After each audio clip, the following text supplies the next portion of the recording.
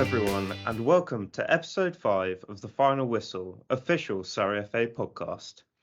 I'm your host James, and in today's episode, we're delighted to be joined by Alex Gowing, coach and recent chairman of Beacon Hill FC. As a county FA, we recently celebrated the International Day of Disabled Persons, where we shined a light and shared case studies of people with disabilities involved in football across the county. Today, Alex will be telling us about Beacon Hill's new cerebral palsy and frame football team called the Flames. We'll cover how they were founded, the funding they've achieved, how they've overcome different barriers, and the team's aspirations moving forward. Also featuring in today's episode is our bi-weekly Talk Footy segment, where we will review this week's results, goals and performances throughout the SFA leagues, as well as Surrey Summarise, which will give updates on current activities and campaigns at Surrey FA. So, without further ado, welcome Alex. Thank you for coming onto the podcast today. Thanks, James. Great to be here. Thank you very much. So to kick things off, please could you tell us a little bit about Beacon Hill FC and your involvement at the club? Yeah, sure, James. So like many coaches, I turned up at a club with one of my kids probably about 12 years ago and ended up that day becoming a coach because there weren't enough coaches and we had enough kids to make another team. So that's kind of how it started. So I started with my son's team, and then it became apparent that at the club I think we had about 3 girls playing right across the club. We had about 320 members at that time, and it was something as I joined the committee and we started to discuss how we really catered for to become more inclusive. How could we add more girls? And I think it became apparent to me quite quickly that most girls wanted to play with other girls. So we decided to start an only girls team. They were known as Girls Allowed. We started with 8. I'm very happy to say that 6 out of that 8 are still playing 8 years later. So I've run both a boys team from under 10s through to under 18s and a girls team from under 8s to under 16s. We now have about 120 girls playing at the football club. So that's kind of how I ended up at Beacon Hill, as many coaches do with their kids, and then you get sucked in and get more and more involved. So Beacon Hill is a football club. We have about 500 members playing every week from every age group from about 5 years up to 65 plus. So we also have Fat Dads, which is mostly made up of middle-aged dads like myself, probably best footballing years in the past. And that's a social side of football, but we also have a first and second men's team and a vets team, and obviously all the age groups that go through. So that's Beacon Hill. We're actually based in a fairly small village just outside of Hindhead, but we have a big pool and a pretty good reputation. Fantastic! I love the name Girls Allowed for the girls team and the Fat Dads for the socials. That's great. So moving on to the Flames, the cerebral palsy team. So how did it come about founding this team, and how did it take shape? Yeah, so again, similar with the girls' football, we were sort of conscious that we'd had a few players at the club. So our ethos as a club is football for all. But I think, when you reflect on where you're going as a club and how you want to develop the club, sometimes you look inside and you go, yeah, are we really representing our ethos of football for all? And we had a few players with some disabilities, mostly mental disabilities, so maybe kids that had ADHD or some challenges in around the behaviour, but less for the physical disability. And we knew we wanted to cater for kids with disabilities that maybe didn't get the opportunity to play in, maybe sort of your typical grassroots team. But we didn't really know where to start. And I think for many clubs, that's the challenge, right? Is you want to do something, but you don't really know where do you start. So we have some parents in the club whose kids were suffering with different levels of disability, and we talked to them we started to talk to some of the schools in the local area, but we didn't really progress it. And really where things changed was when we started actually talking to Surrey FA, and in particular Eve Roberts. And we sort of set out what it was we wanted to do, but really didn't know where to start. And with the support of Eve, Surrey FA, who introduced us to a local physio group called Children in Motion, we said, right, okay, we think there may well be a need for more football provision for kids with cerebral palsy, and there's a new type of football called frame football that's still relatively in its infancy. So why don't we just give it a go? Let's set up a taster day. So with the support of Children in Motion, who know quite a lot of kids that have cerebral palsy, the support of Surrey FA, we put on a couple of taster events and then just started to market it on social channels. Yeah, that's great that you've delivered by providing that disability provision. It's fantastic that your club's so inclusive. So in terms of getting the Flames going, did you manage to achieve any funding, and did this bring any visible benefits to the team? Yeah, so we were very lucky in terms of, I guess the main cost for setting this up is the hire of facility. So there was a lot of interest from the coaches at the club, particularly coaches like myself, who've kind of been in the club a long time. Maybe our kids are sort of almost past the age of playing anymore, but we're still very keen to promote football, grassroots football. So we had volunteers in the club that were keen to get involved. Maybe didn't have much experience, a bit like myself, but were enthusiastic. So the main cost is typically facilities hire. So the physio group that I mentioned, Children in Motion, they were happy to contribute to the cost of the hire of a hall.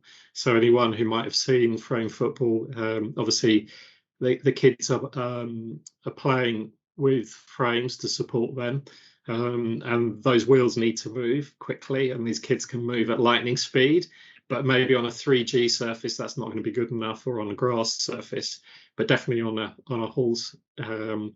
Where you've got a very flat surface or like a 2G pitch, it's kind of ideal. So that was a cost that we obviously need to initially pay for. Now, obviously having a partner like Children in Motion was great, because they said, look, we're happy to cover that cost straight off. But what I soon realized is that actually there's loads of funding available. So we recently applied to Allianz, the insurance company that have a sports fund, and we got funding of about £2,000 to put towards the cost of football frames, because we want to also offer the kids frames that work better, I guess, for playing football. I also know there's a number. We've also applied to Barclays that do a £500 fund that's very easy and quick to apply for. Green King IPA, the brewery, they also have funding of up to £3,000. So I think they've committed to about $1 million. So I think there's loads of funds about, and actually the cost is not that significant to get something like this started.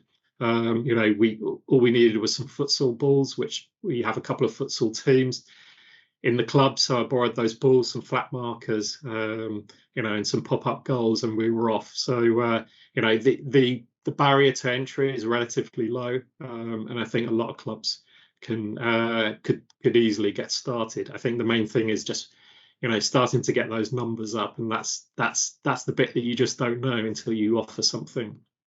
Yeah, it's tremendous how many partners and businesses and people there you've just mentioned that have contributed towards the funding of the team, and it really is fantastic to see. As you just briefly mentioned there about the barriers, were there any significant barriers that you faced in setting up the team? Yeah, I think for me it's more about where do you start? That's probably the biggest barrier. It's almost a mental one in your own mind. You're keen to do something, but it's like, how do I get started? Is there enough interest? One of the things I went to do was at one of the local schools in Surrey on a Saturday. They've got great facilities. There's a pan disability team that play with one of the Farnham, I think it's Farnham United or Farnham Town, one of those teams, and they have about 40 kids signed up. And every Saturday there's 20 kids playing there. And I happened to be in the location, went to watch, chatted to some of the coaches, just saw the level of enthusiasm that both the players, the parents, the coaches had for the football. And that just gave me the confidence that in the way that when we set up the first girls team 7-8 years ago, if you create the environment and you advertise, people will come. And I think one of the sort of things that we were keen to do was not necessarily charge people at first, that actually, just reduce any barriers to people coming along, because it's the same. And I think every coach or organising committee at club knows that sometimes the barrier is like a bit of caution if there's a cost up front. The parents might, or will the kids really enjoy it? Whereas if you make it free, at least initially, they're prepared to give it a try, and 9 times out of 10 the kids love it and they'll want to keep coming back. And at some date, we may decide to start charging, but at the moment we decided just to build numbers, just reduce the barrier of entry for the kids to come along and try out. So I think that's the main barrier is often in your mind about I knew nothing about cerebral palsy really, and it's only really working with these kids that I've started to learn more about it, and I still feel there's a lot more to learn. Yeah, that's really fascinating, and I'm sure it will be very insightful for some of our listeners. That just as yourself to begin with weren't really aware of these things, and they become apparent when you actually start trying to set up a club. Is there anything else, in your opinion, that could be done to make it easier to establish a cerebral palsy team? I think, and obviously, keen to really promote the help that we had with from Surrey FAs, that actually, I think the FAs sometimes get kind of a hard press sometimes about, people, anything that doesn't go right, or people get frustrated with, it's very easy to blame the FA. But I think, my experience of working closely with Surrey FA on lots of aspects, from setting up girls football to disability football, is that you guys are very willing, keen to help. You've got knowledge, experience, connections that as a club we don't always have. So that for me, that's been key, is really just Eve's support in getting the team up and running was fundamental. Once after a few weeks she saw we were up and running, we had kids going, she knew she could kind of let us crack on with it, and has moved on to the other thing. I think the other thing is also, if you're doing a specialist type of disability sport like cerebral palsy, there are other groups out like CP Sport, so we made contact with them. They have a guy within their organisation that's responsible for football nationally, making contact with him. He's been running events in the region, which we're obviously keen to support, because we want to get more kids playing, give them opportunity to play against other teams, because we're building their identity within our club.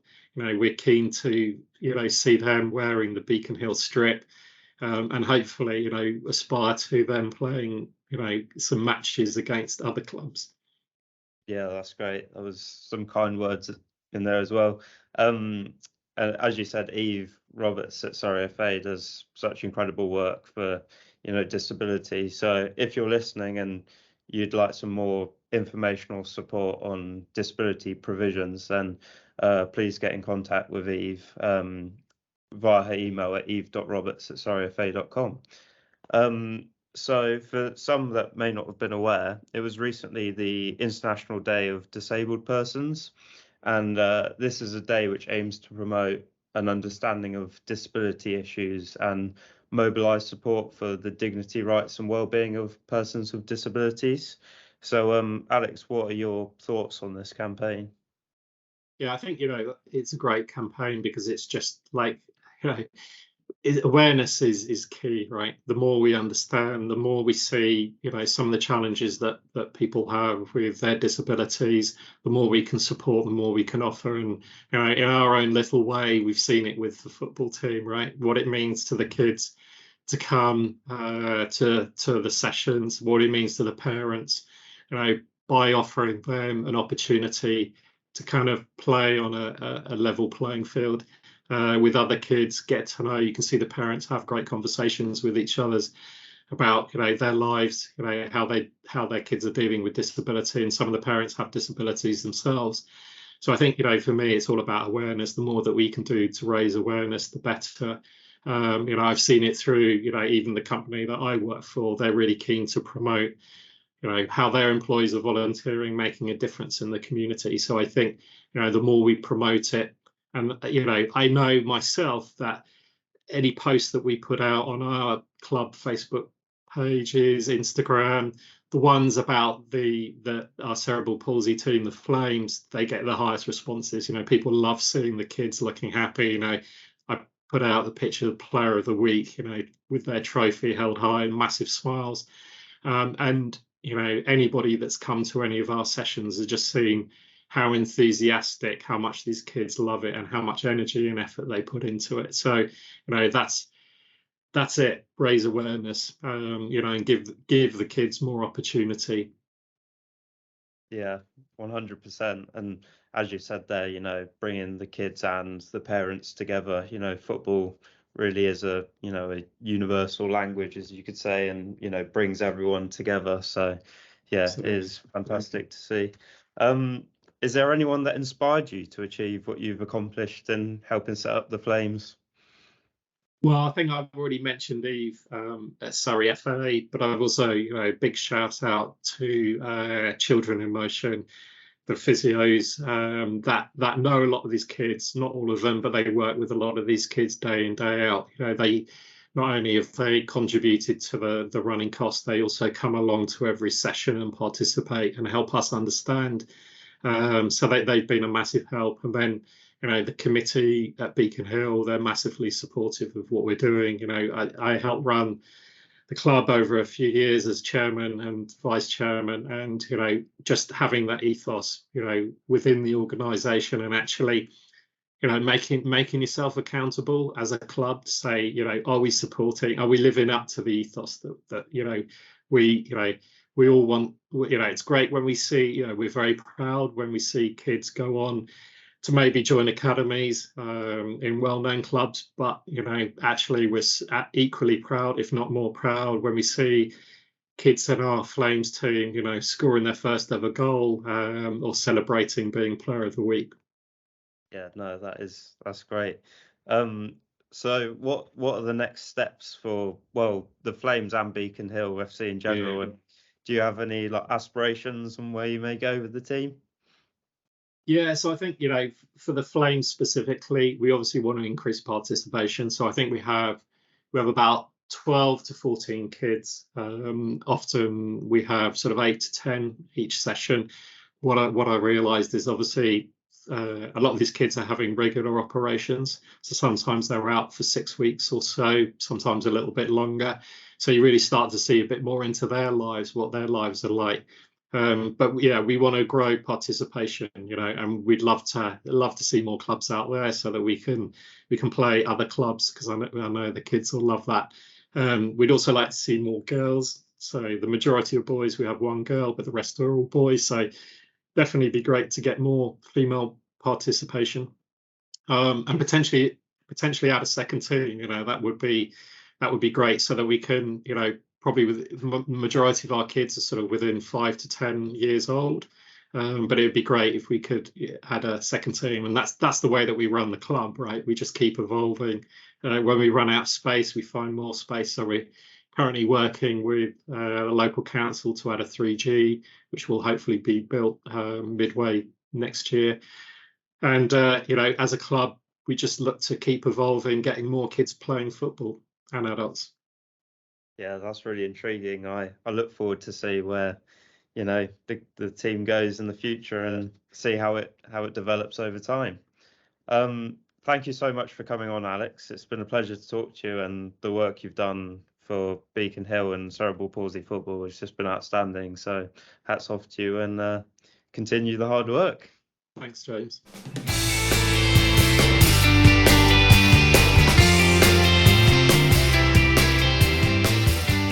It's now time for Talk Footy, and I'm joined by a threat from Football Development.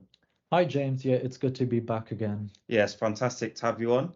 So, unfortunately, this week, as stated in the last episode, unfortunately, we don't have any Flexi League fixture results to bring you, as the next set of fixtures aren't due to take place until the new year on the 15th of January. So, keep your ears peeled for those results.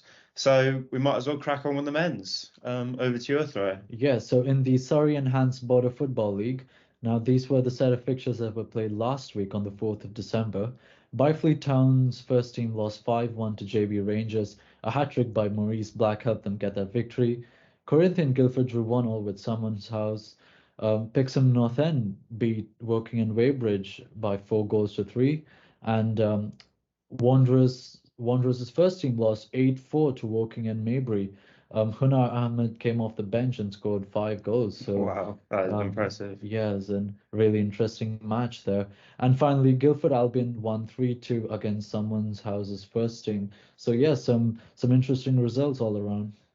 And in this weekend's set of fixtures, most of these games were called off due to bad weather conditions. Only one game, however, went ahead, and that was between Woking and Weybridge and Virginia Water, where Woking and Weybridge won 5 goals to 2. A Luca Martellaro brace helped them get that victory. Yeah, so some interesting results these last couple of weeks.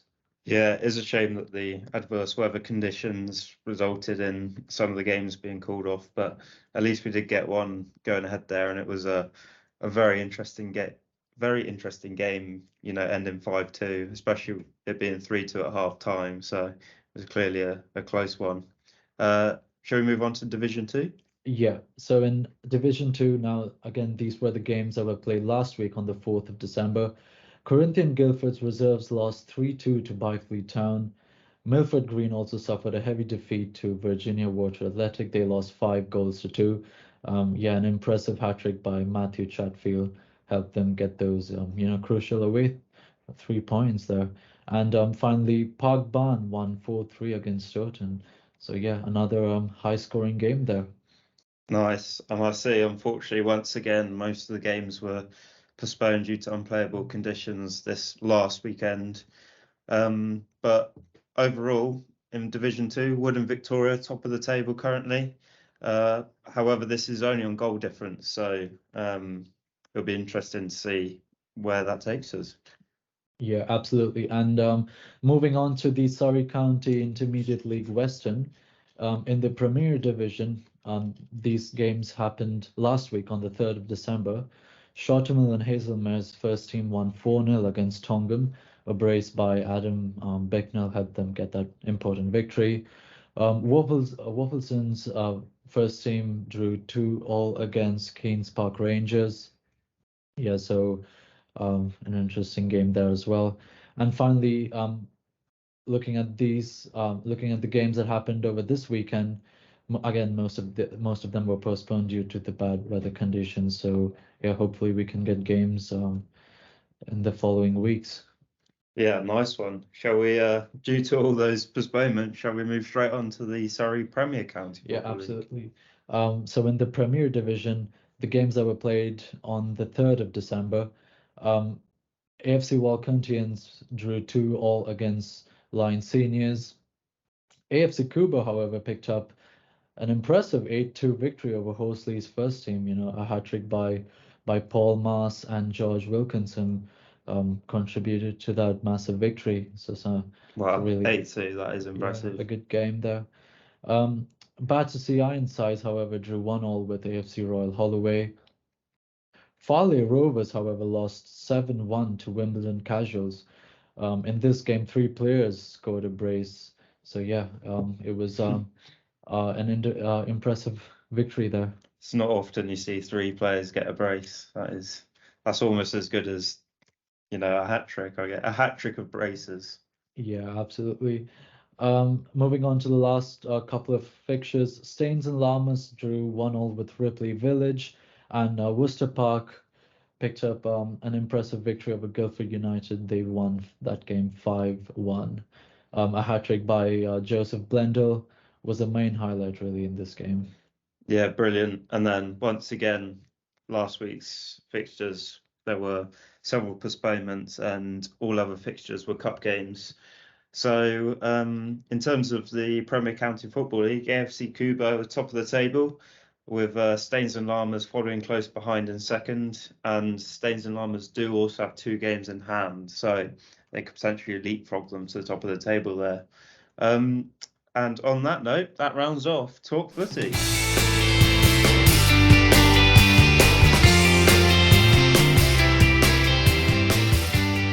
It's now time for Surrey Summarise, as we keep you up to date with all current activities and campaigns across Surrey FA. So, our first piece of news is that the second round draw for the Specsavers Surrey Senior Cup took place on Saturday, the 3rd of December. We were pleased to be joined by BBC Radio Surrey sports editor Tim Durrans, alongside Specsavers representatives Davinia and Amari here at Meadowbank. Yeah, indeed. This draw didn't disappoint at all. Now, there is an array of competitive and exciting fixtures to look forward to, with ties due to be played in January of next year, taking on high-flying Walton and Hersham, whilst last year's runners-up Kingstonian will be hoping this year they can go one step further as they travel to Rains Park Vale after beating Corinthian Guildford's Casuals by 3-1 in the first round. Yeah, you can watch the full draw of this on our YouTube channel at Surrey FA TV. Moving on, our very own E-World Cup tournament concluded here at Meadowbank on Friday, the 2nd of December. The tournament provided the opportunity for grassroots clubs, players and volunteers to show off their gaming skills whilst playing as an international team. Yeah, and this tournament initially started in October with preliminary rounds taking place online. Now, the 12 players who made it to the finals battled it out for a trophy and an international shirt of their choice. The competitors were treated with FIFA cards, some pizza, and refreshments, whilst the rooms were, covered with international flags to reflect the unique theme of the event. So, all in all, it was a fantastic evening with our finalists consisting of members from many of our local clubs, including Ashmount Leigh, Woking and Maybury, Stoughton, and Reigate Priory. Yeah, it was great to see many clubs being represented in a different format of football. So by the end of the evening, it was Steve McLaughlin who was victorious. He triumphed in the 6-2 victory in the final, taking home the trophy. And all in all, thank you very much to the players that took part. We look forward to potentially hosting one of these e-tournaments again. Our last piece of news is that alongside the Chelsea Foundation, we hosted a bespoke mixed 5-a-side tournament in Kingston upon Thames on Sunday, the 11th of December.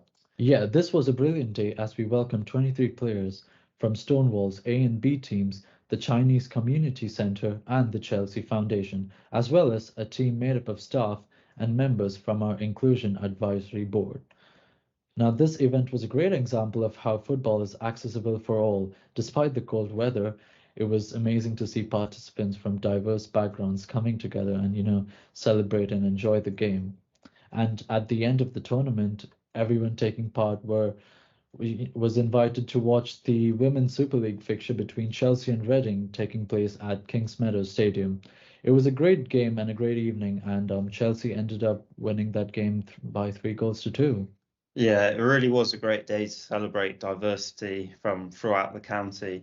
If you're listening and interested to see what other events we've held during the World Cup and what football opportunities are available to you in Surrey, then please head to our World Cup hub by visiting our website, which is www.surreyfa.com. And on that positive note, that rounds off this week's Surrey Summarise.